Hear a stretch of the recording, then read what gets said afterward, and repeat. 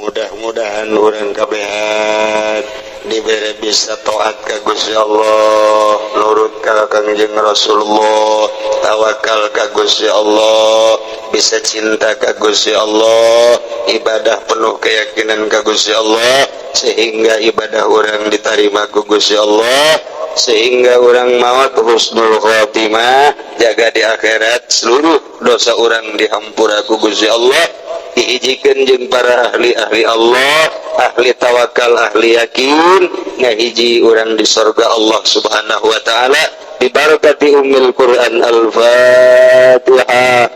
Bismillahirrahmanirrahim. Alhamdulillahi rabbil alamin, arrahmanir rahim, maliki yaumiddin, iyyaka na'budu wa iyyaka nasta'in, ihdinas siratal mustaqim, siratal ladzina an'amta 'alaihim ghairil maghdubi 'alaihim waladdallin.